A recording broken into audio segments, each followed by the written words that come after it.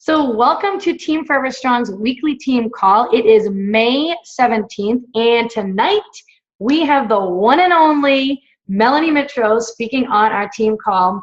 And guys, we are so lucky. If you are a new coach and you aren't sure who she is, definitely follow her. But tonight is our lucky night.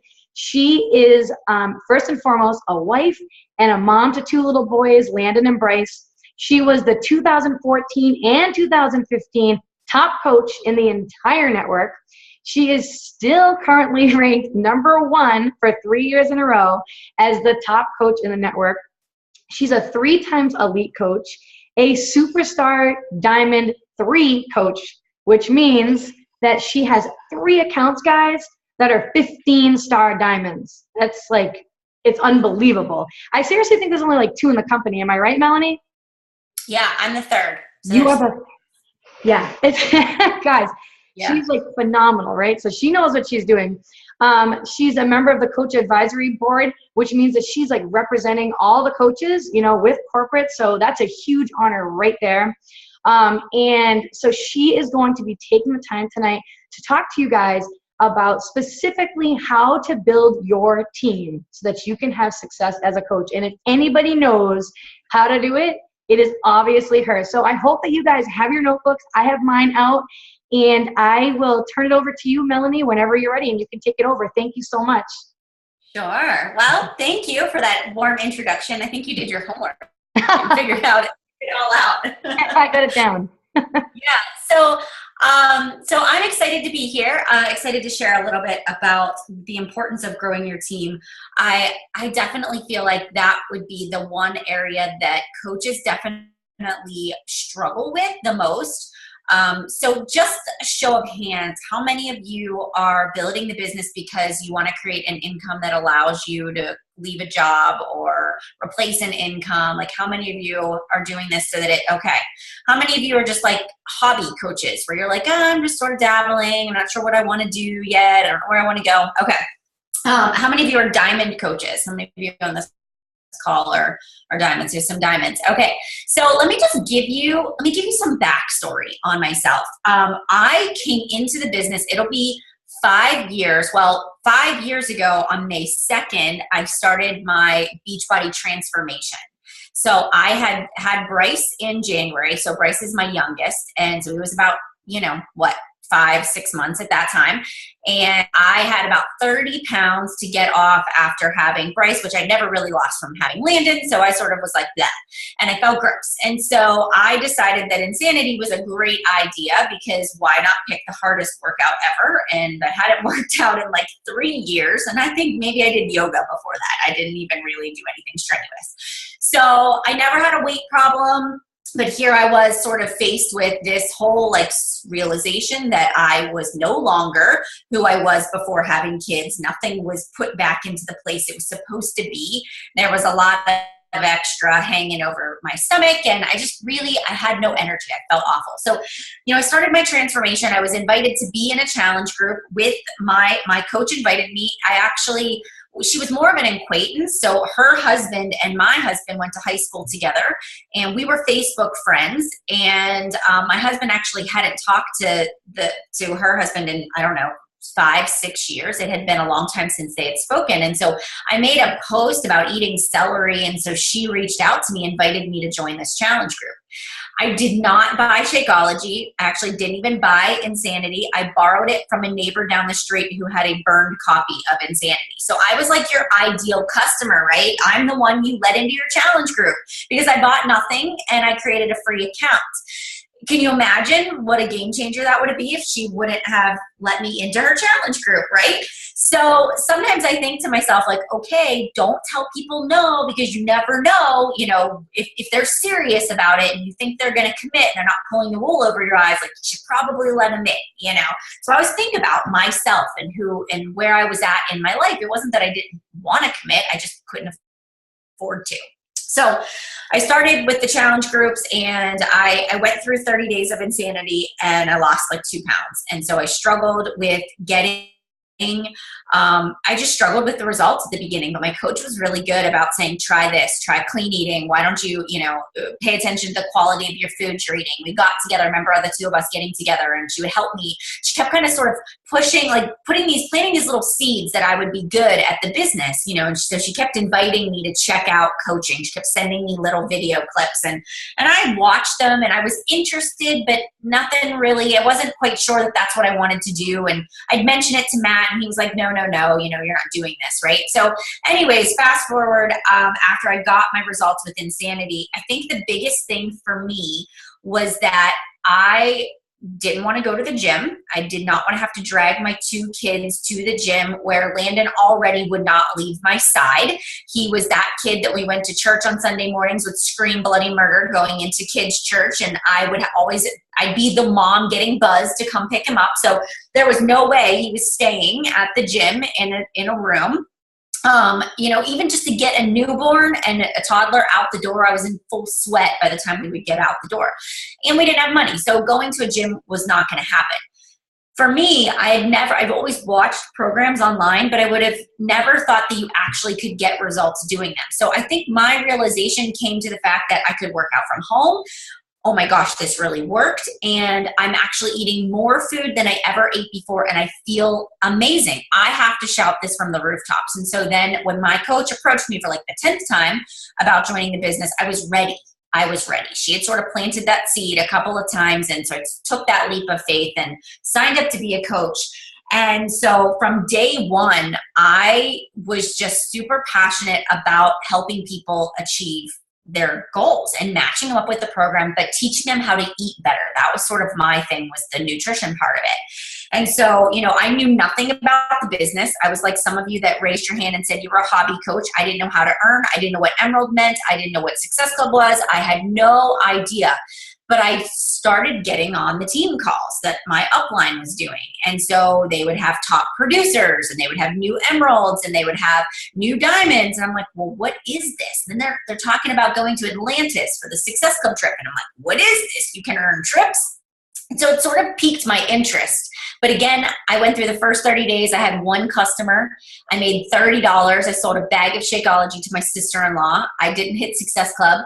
So, so it was like this learning process. I was trying to build a following, build a trust with people. I had no idea what I was doing. I had never really posted on social media. I probably had less than 100 friends, on Facebook at that time. So, those of you that use the excuse that you don't have a large, warm network, you have no experience, you don't have a lot of friends, like, your excuses mean nothing to me, because I feel like I am that girl. Like, I had no idea what I was doing.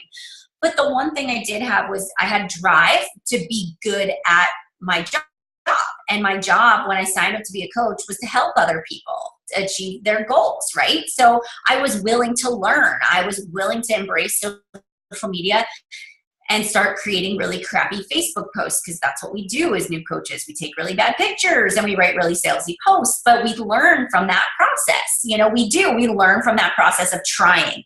And that's what we have to do. And so many times, coaches are afraid to try because they're afraid to fail.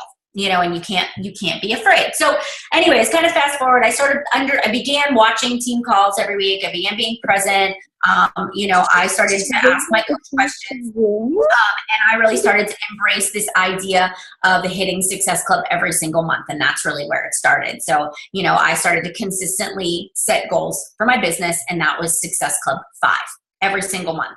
And so I actually started hitting 10, and I set 10. So when we talk about building a successful business, the first thing, the most important thing, is to set goals for yourself.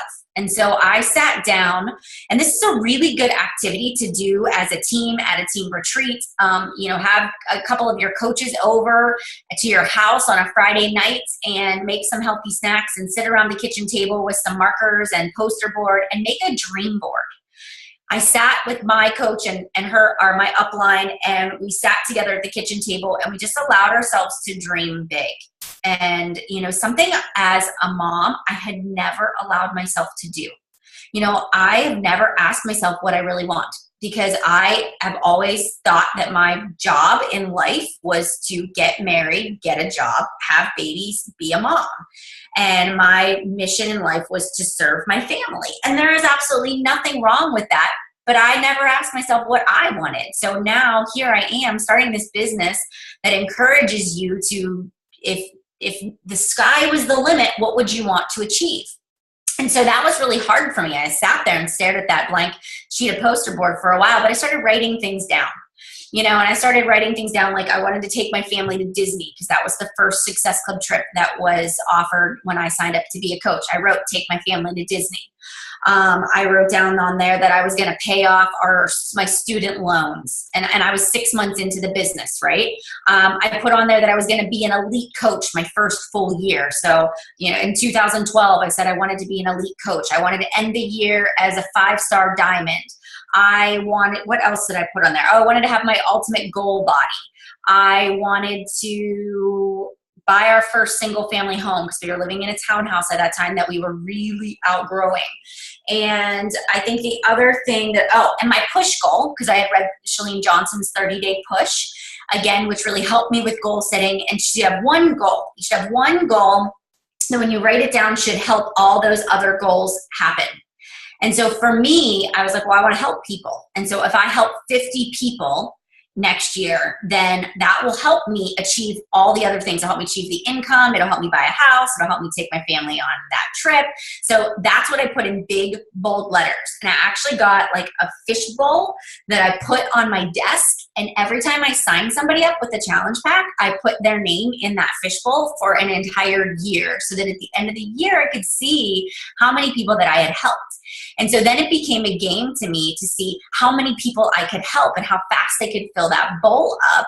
And I thrived on getting people's 30-day results and seeing their transformations. And so, so that was such a driver for me. And I wasn't so focused on the money or the rank at the beginning. I just wanted to fill that fishbowl. I just wanted people to feel the same way that I felt. Right. So, and I knew being a successful coach wanting to be a successful coach, I knew how I didn't want to be approached. I didn't want to be sold. I used to say this all the time. When I would go into American Eagle or I would go into Buckle. Do you guys have a Buckle near you? Do you guys have a Buckle? I hope nobody works at Buckle. I'm going to offend Buckle right now. But I hate that store with a burning passion because they're like leeches on you and they're like, oh, what's your size? Try this, try that. And I refuse to go in there because I can't stand it when people like try to sell me stuff. And so I take that approach with my Beachbody business. I am that person that hates to be sold, hates to be told what all the sales are as soon as I walk into a store. And so I actually keep that in the back of my mind with my social media. And so when I'm posting, I'm always thinking to myself, how can I add more value than selling? How can I come across as genuinely trying to offer tips and advice and free stuff so that people see me as somebody they can trust and not somebody that's going to sell them. And so I've done that from day one, is like, I want to try to get people to just come to me, and so I've always provided a lot of free tips, a lot of recipes. I try to share my lifestyle. I try to, every day when I post, I want it to be from the heart. Whatever I'm going through is what I'm sharing on social media in hopes that it will help one person get out of bed, one person not shut off their alarm and go back to sleep, one person make a healthy choice. And so that's always been in the back of my mind. And those basics of the business, setting a goal board, writing down what you want to accomplish, hanging that goal board on my wall where I worked out, and every single day I would look at that goal board and I would keep that stuff in front of me. And there were times where I really didn't think, there were times within the first 3 months I would question whether or not I was actually going to be successful. Could I actually do this? Oh my gosh, I'm giving up all my free time. I'm not watching TV anymore. I'm not sitting on the couch at night with my husband. I'm on the computer. I'm getting up really early. And at least 1 week out of every month for the first 2 years, I questioned whether or not I had made the right decision. It would be so easy just to go back to how life was before I started coaching, right?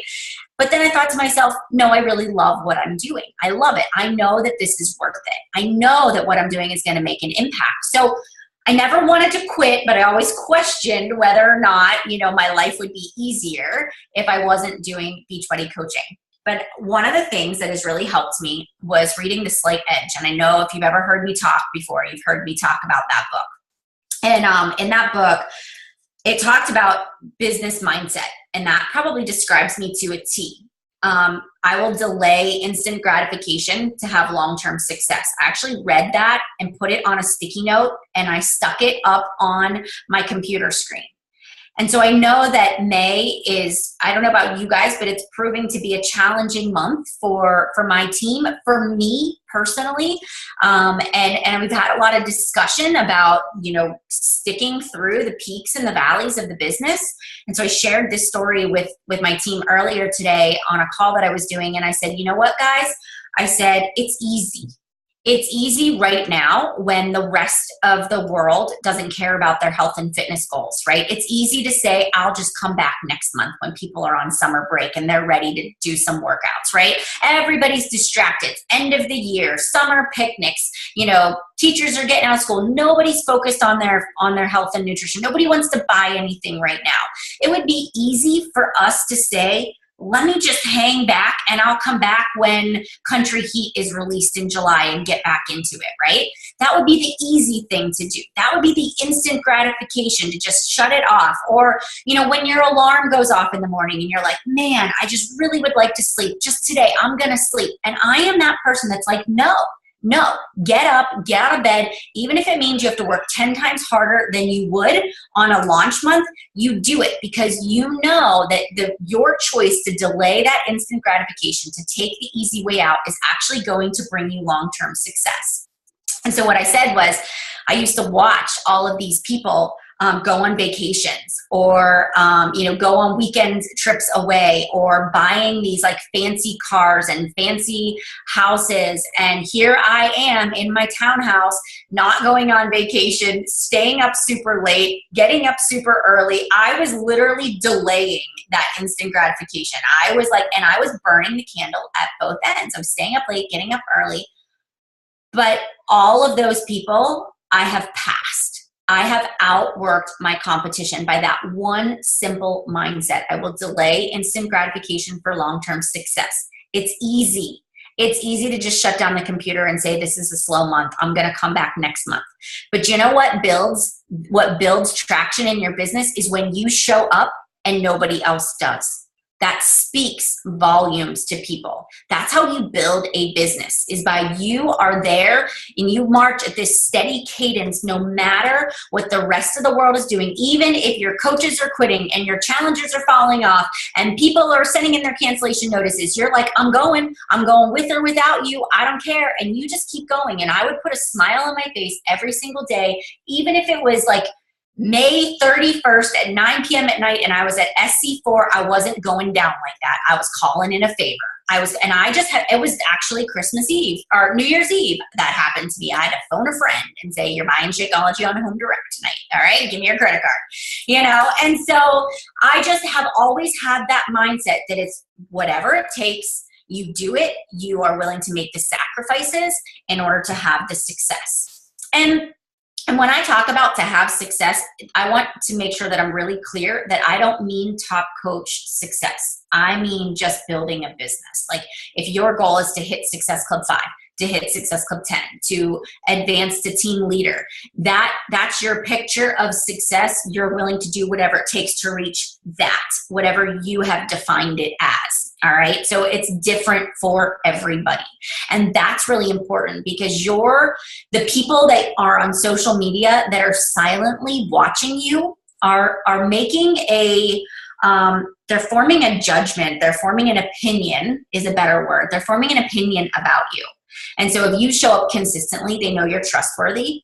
They know that you're a hard worker. You don't even have to say it. They know that you'll do whatever it takes to be successful. They'll watch you transform from really bad social media posts to better social media posts. They'll begin to say, wow, look how far you've come in your business. And that's where people start to come back and say, okay, now I'm ready. Now I'm ready to join you. Okay, I've been watching you for so long. There's got to be something to it. You've changed. You're happier. I can tell that you really love what you do. I just can't help but ask you more about it. And so that's really how, I have built my business. And actually my mom said to me the other night, my mom's a coach, right? And so she's running this 7-day free clean eating group. And she goes, Melanie, she goes, I watched your video about meal planning that you did when you first started. She goes, you were in the townhouse. I could hear the boys in the background. And she goes, and I could see it on your face that you were just hoping that they wouldn't come crashing into the room and take down the computer screen. And she goes, you kept repeating yourself and you were stumbling. She goes, you need to pull that out. She goes, because I can't believe the transformation in you from then until now, at what a different speaker you are, the way you look, like you don't even look like yourself anymore. And so I think that's good to remember, like we all started with crappy YouTube videos in our, kitchen with bad lighting and kids screaming in the background, but we had to start somewhere. So we got started, right? All right. So I tell you all of these things because they're basic. They're basic. Doing a program from beginning to end, right? Reading your personal development, having that mindset of I'm not going to quit no matter what. I will work through the peaks and the valleys of this business no matter what life throws at me. I know that it's going to make me a better leader. It's going to make me better so that when my team hits the same kind of roadblocks, I can speak from experience. I'm not quitting. I'm not going down like that. I have only failed when I turn in the cancellation notice. And until then, you are still successful. You are still beating everybody else. And so have that mindset of, I'm not going anywhere. Don't give it a deadline. This business is going to be here as long as you see it through. And your success, you never know when tomorrow you're going to wake up and you're going to invite that person that changes the game for your business, that is going to go on your weak leg, that is going to be the next Melanie Mitro, and you are going to be making bank, right? Because you're going to be blowing your team cycle bonus out of the water, right? So it's important that you think about that. Like, could today be the day I make a viral video? Could today be the day, that I, get the big break and I talk to the right person and then everything changes? And that doesn't happen by luck. It happens because you put the work in to build the momentum to get there. All right. So now let's kind of shift and talk about building your business. Why is it important to build your business? So I've always been a high success club point earner, right? I've always built my business based on customers coming into challenge groups. All right. And I even built my business to diamond on 90% discount coaches. So I had my husband who was on one leg of my business. He actually wasn't an emerald when I went diamond. I had 2 legit emeralds that were working the business, but everybody else was discounts. Everybody that I could talk into upgrading, I would upgrade. Everybody I could get to sign up off the bat. And I was literally hanging on when I got to diamond, hanging on for dear life. And at any week I could drop from diamond, right? And so I got there and I was really struggling to get there. I was struggling to make money. I didn't understand how to place coaches to earn team cycle volume. I sort of was just going left, right, left, right, left, right. I was just kind of hoping that I was going to make it work, but I got smarter. And as I started to see the business and what it could do for myself, when I started placing coaches, I started to understand the importance of talking about the business to other people. So I can earn 20 Success Club points every single month or more, and I can have a commission. And I started to notice that my commission was staying the same. But as I started to invite people to join the business, and I started to get people, and I started to talk about the business, and I started to invite people to business opportunity events and post about the small successes I was having, like the fact that I paid for my groceries this week, or I paid cash for Christmas, or I paid Bryce's tuition to preschool with my Beachbody money. When I started talking about the friendships, the trips, the things I was getting to doing, I started getting people, and I noticed that my commission checks were becoming, that my team cycle bonus was starting to take over my commissions. And I quickly realized that I can burn myself out selling challenge packs over and over and over, but I'm only one person. And I can only help so many people because I just can't service that many people at one time. But if I build a team that has the same mission, and I'm teaching those people how to run effective challenge groups, and I'm leading them and sharing that with them what I'm doing, wow, we can really help a lot more people than I can do as a single person. And so I started to talk about that, and I started to really put that out there. And very quickly, my business started to shift and it started to change. And so I started to go from, a diamond coach to a 1-star. And then I went from 1-star, and I stayed at 1-star for nine months. It was about 9 months. And then I went to 2-star, and I was elite my first year as a coach. And I started to really embrace, at this point, doing business opportunity calls every single month, posting about the business every single month. But then I also started to embrace training my team. And so I just sat down, and now we have so many resources. You guys don't have to reinvent the wheel. You don't have to create it.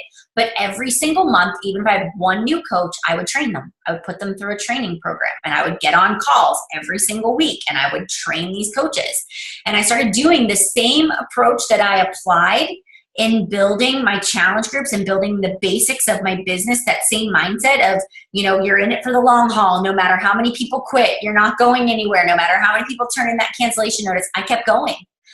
Sometimes I'd get to the end of my 30-day training and nobody was participating. I was the only one posting in the group. I was the only one posting in my team page for a really long time.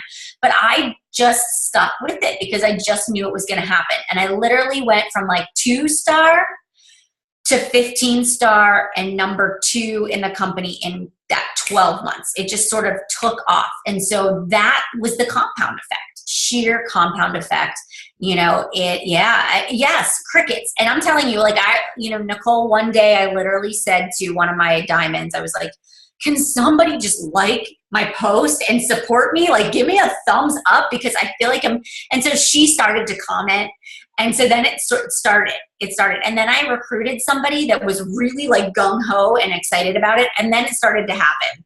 And so then it began. It was like this slow process. But man, it was awful for a really long time. Like, it was bad. It was really bad. But I didn't give up. People wouldn't show up to my team calls. I never stopped doing them.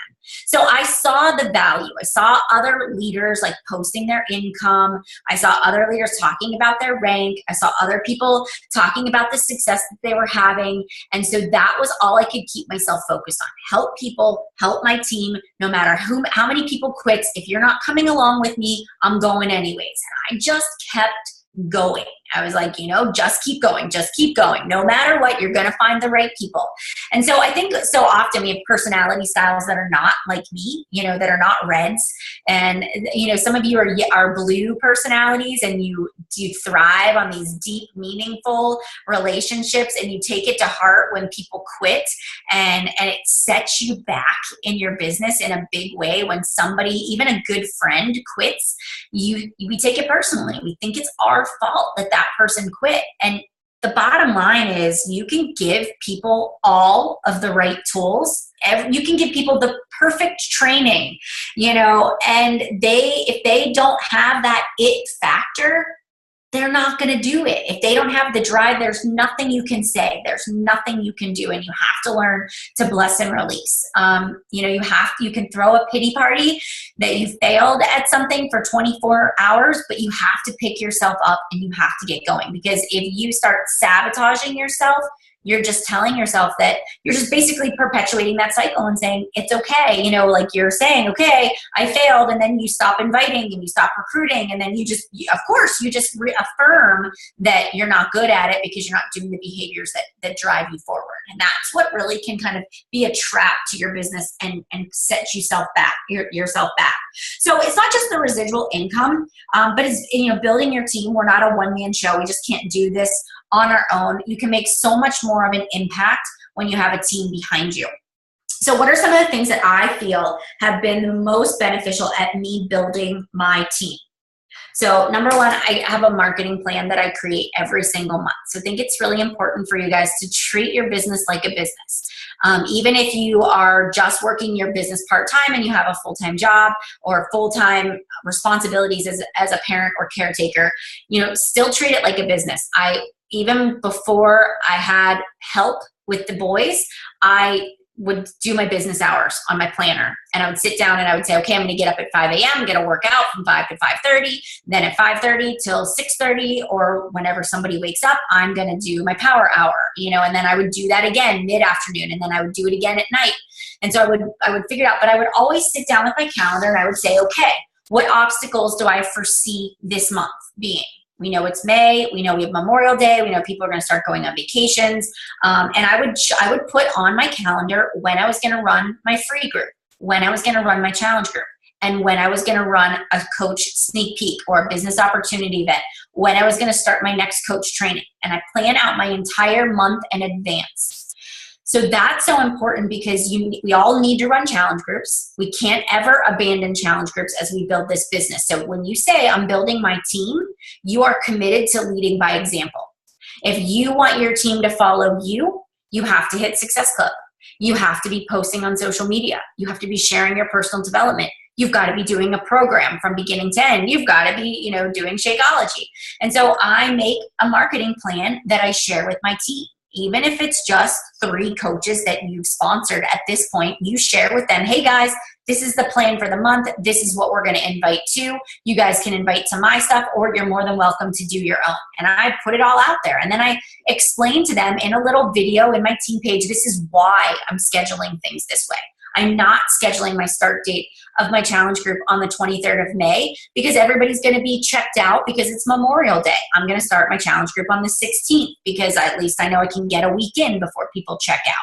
I'm going to do a 3-day refresh after Memorial Day so that it sort of like jump starts people into summer. And I talk to them about what goes on in my mind. Like, why am I choosing the dates I'm choosing, what the theme is going to be, who they should invite to it. And I'm walking them through that process as I go through it, right? So I'm leading by example and doing and showing them how to do it. All right. So that's really important because then, for example, this month, if I wasn't starting challenge groups this month, I wouldn't be able to understand that it's a slow month. I wouldn't be able to speak from experience. I wouldn't understand why you guys are all struggling. I'd be like, what's your problem? Why aren't you hitting Success Club? But in reality, but if I was doing it, like I know, hey guys, I'm having the same issues as you are this month. Here's what I'm doing to try to get ahead of it. And I'm able to speak to my team from experience. The second thing is I run my challenge groups, but I always talk about the business. So one big thing that I see people do is they revert back to what's comfortable. And what is comfortable is our fitness posts, our nutrition posts, our challenge group posts. And what we do is we say, all right, I'm going to talk about coaching this month. We do one post, it gets 0 likes, and we say, I tried that, it didn't work, and we go back to the challenge group. How many of you are guilty of that? A lot of you. Yes, my team is so bad at this too. I feel like I'm beating a dead horse with them. So like what I've been doing is I started sharing all my posts about coaching. I started writing down a list of ways that they can drip the victories of coaching to them. I've sort of been making sample posts, pulling old things of mine to show them how to craft posts. So that's been really helpful for them too, into understanding and then just really calling them out if they're not doing it, nicely. I've been kind of saying like, I noticed only one person did it, And so, but here's the thing, you can't just post about the business once and expect people to get it. So what I find is same thing with challenge groups, 7 to 10 days, I have to talk about something, but you have to invite to something. So this helped my team when I said, I want you to treat recruiting to the business like recruiting to a challenge group. You have to give them a date that you're inviting them to. So is it a coach training? Is it a sneak peek? Give them a deadline to apply by. Tell them what the start date is, how many spots you have available. I think that's very important. So you do your initial, for example, I've got my next new coach training. It's starting on June 6th. I'm accepting 5 applications. Fill out this application, if you would like to be considered. And a really good image and a story to kind of go with it, right? And that's the initial post that's probably not going to get a lot of traction or a lot of eyeballs on it, but you got it out there. Now you have to do a series of jabs. So I tell my team every day, I want you to do a series of jabs. So I say, make a list of all the things that this business has done for you in a positive way. Has it introduced you to some of your best friends? Do you have a picture of some of the people you've met in this business that lift you up, that inspire you, that have changed your life in a positive way? That could be one post. Another post could be what you're reading for personal development. Take something out of there, a quote, something that you're reading, something that's helped you look at life differently, or, something with the business.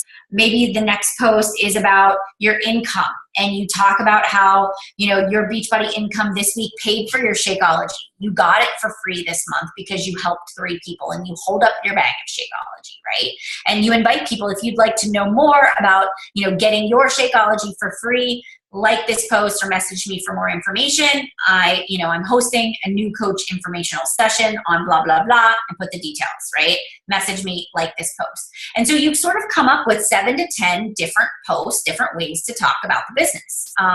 Friday, I'm going to go to Bryce's picnic for school.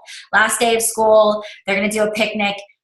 If I had to work a full-time job, and I'm going to go back and say, last week was the field trip. Then we had an art show. And then what else? I could go into Landon's school and have lunch with him one day. That was 5 personal days I would have had to take if I worked a full-time job. I probably wouldn't have been able to attend all of those things. That's going to be a post I make on Friday. Is going to be about that. So I'm just going to talk about how grateful I am for Beachbody allowing me to make my own business hours, for me to be able to say, you know what, I think I'm just going to schedule a few hours out of the office. I'll need to ask my boss for permission. I can work, I can get up early, I can work when I get back, but I don't have to interfere with my family's life. That's going to be a post. It's going to resonate with people that are in the same situation that I am. I'm going to paint that picture. At the end, I'll do a little invite. So I sort of attach that invite at the end of my post that I'm dripping out every single day.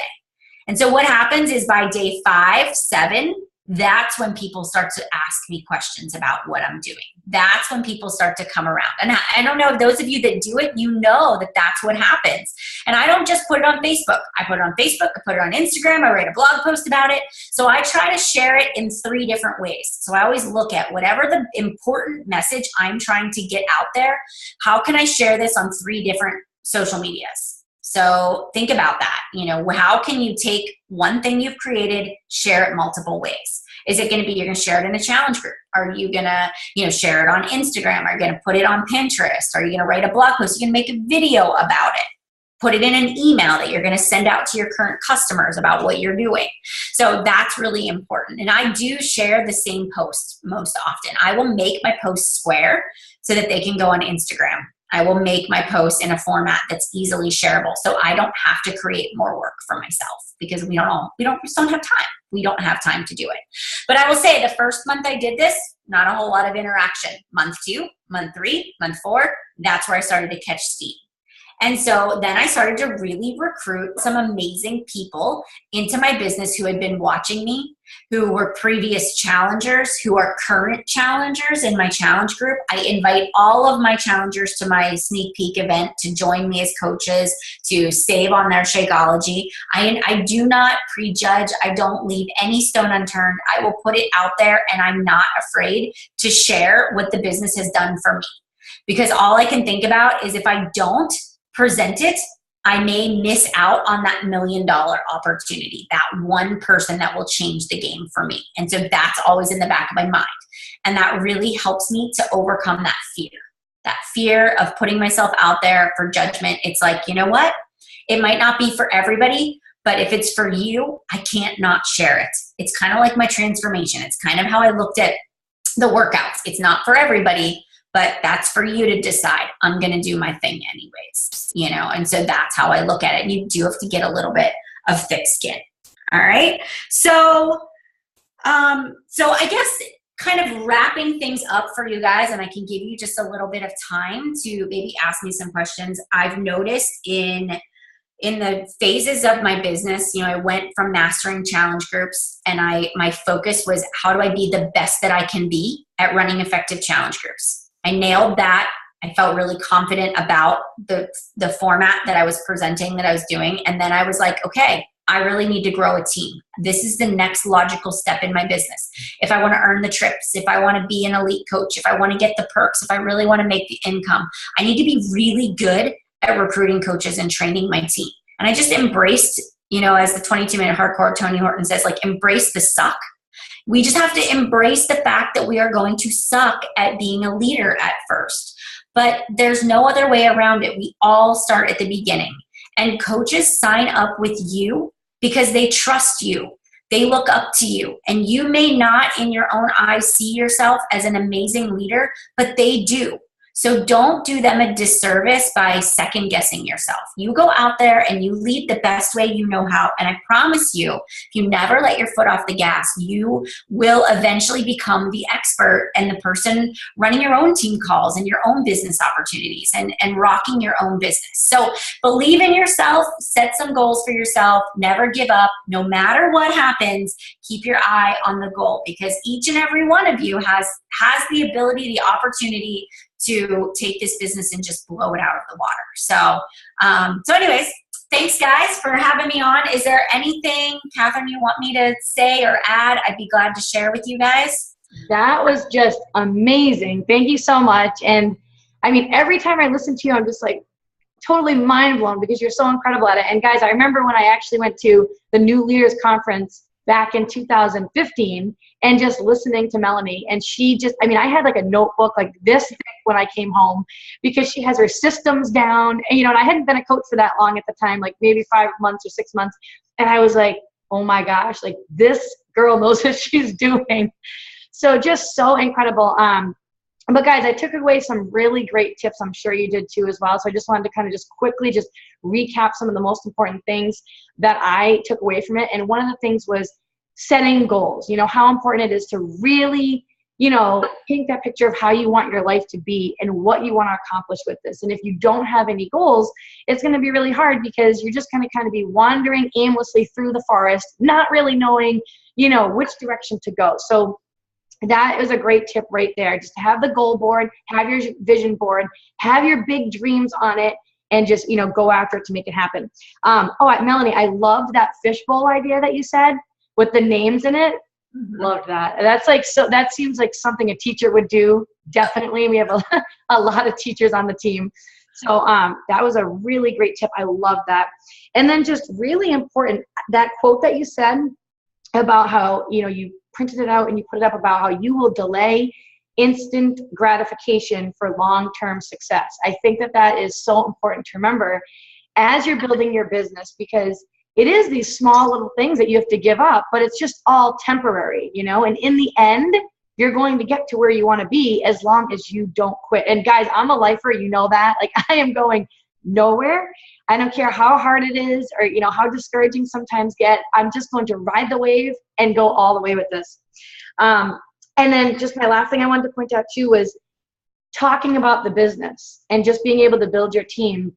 And I really liked how you said you have to talk about it. And that's when I really noticed things in my business started to really shift, was when I stopped just focusing on getting people into challenge groups and then started to become more vocal about what this business opportunity has done for our family. And I started to just share that because it's going to inspire someone. So the more you talk about it, it will compound over time. So anyways, thank you so much. And if you don't mind, if we could have just a couple questions, guys. This is like huge to have her on the call, and she's giving up her time and she's so busy. She's got an enormous team. So we are so appreciative. So guys, if you have any questions, we can spend just the next couple minutes. Just unmute yourself. There are a couple here in the comments too. Oh, good. All right. So Courtney said, what are your top tips for having active challenge groups? I actually am doing a call series right now on challenge groups, and it's actually on my YouTube channel. I actually made it like public. So I did that. We're on the 3rd week now. So if you actually go back through, you can listen to what I say in there. But we talk a lot about, like, the first week I was on there talking about how I keep people engaged with the goals and with weekly check-ins. And now we have the Facebook Live. I have been getting on in the mornings with my challenge groups and just whatever they're struggling with, like sending them a message and just doing a live video. And I think and I reach out to my challenger. So at the end of like Sunday night, actually, no, it was last night I did this. over the weekend, I find that people sort of fall off the wagon, and then I look to see who posts on Monday. And then I sat down last night and I went through and I messaged everybody in the challenge group that didn't post that day and didn't share their meal plan. And I sort of re-engaged them to make sure that they knew that I noticed that they weren't like checking into the group. So I do that. Some of my team does point system, which I don't do, but they find that it's really valuable to like coaches or customers can earn points for checking in, for posting certain things, for, you know, so that helps. But I just think when it comes to active challenge groups, you have to be in there and adding value. And if they're struggling with something, like going out and finding a resource for them or sharing what's working for you. So it's just sort of not going, like it's easy to go through and just copy and paste what's on the script, you know, each day. But when you get in there and really get to know people, and then it sort of comes to life, you know, I find that that helps too. As we finish going through our warm market, do you recommend still posting about our business before we've reached out to everyone on a one-on-one to start? So I post about the business, but of course I'm still messaging people and inviting them to my challenge groups. I'm still going through and messaging people to, you know, to join my team. So I don't go through my warm market and invite them to be in a challenge group first. If I see somebody I think would make a great coach, I'm going to invite them to be a coach if they're on my Facebook page, because there's people that are into health and fitness or post healthy recipes or, you know, are motivational. Those are people that I invite. I just don't really prejudge. I sort of just put it out there for everybody to decide. And I'm constantly adding people to my, well, until I reach my friends limit, I was constantly adding people, and now I'm really working on I moved my business to my life page because there's just more insights. There is more ability to find more people, and I can't friend request. It's hard. So, and I know that Facebook wants you to build your business there. So it's been a year process for me of understanding like pages and doing a lot of like free trainings that I can find. But now I go off of my shares and I go off of my likes on my like page. And that's how I'm going to those people's pages. Okay, do they seem like somebody I'd want to be friends with? If they do, then I'll connect with them. So that's how I'm continuing to grow my network. But I'm still posting challenge groups, coaching. I'm still doing all that while I'm kind of building these relationships in the background. All right. Oh, this is a good one. Cole, how do we talk about coaching if we're still struggling with perks? So everybody has perks in the business, right? So it doesn't need to be, it's more relatable to share the small things than it is the big things. Like I get people that say to me all the time, I could never do what you do.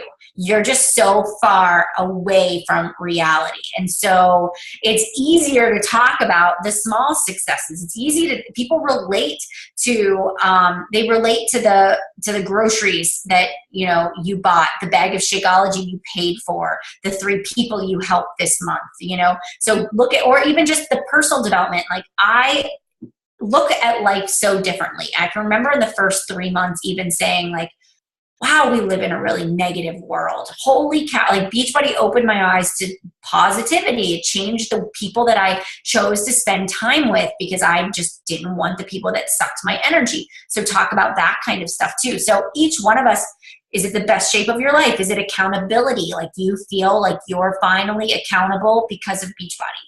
So think about that kind of stuff too. When did you start your blog? The first month that I became a coach. I started doing recipes and all the common questions that people ask me, like what is Shakeology and is it a protein shake? And everything that people ask me questions about is what I blogged about. And then I would just share it on my Facebook page and my challenge groups with people. Great. Is that all the questions in the chat? Let me see if we got. Oh, I think there's one more question here in the chat from Nicole. Okay. Says, do you see that one? Yeah, so she has one accountability group they put everybody into, but I run my challenge group each month through that page to help streamline the number of groups. I I don't know. I'm a start and stop kind of person. Like I like to have new people in a group, and I like to have those people all starting at the same time, all ending at the same time. So I think one accountability, like all of my new coaches put their customers into that group, but I start a new group every single month. And then after a group has been over for like 30 days, I delete the group out altogether. But I do have a start and stop with each group. So I find that works better for me because I can't control who's in there, and it's hard to delete people out when they don't want to continue. So I just start a new group. So hopefully that helps. All right. Well, thank you so much, Melanie. I don't want to keep you all night long, but I cannot thank you again. I mean, we really appreciate this, taking the time out of your busy schedule to talk to us and inspire us. And you've been so wonderful to me too. Just anytime I reach out to you, just always getting back to me, helping me, give me tips, and I really appreciate it. Can't thank you enough. My notes, I have notes here. I'm sure that they have a thick page of notes themselves as well. And so thank you so much again for being here. You're welcome. You're welcome, guys. Good luck, and can't wait to see you guys at Summit. Yes, see you at Summit. Can't wait. All right. Bye. Bye.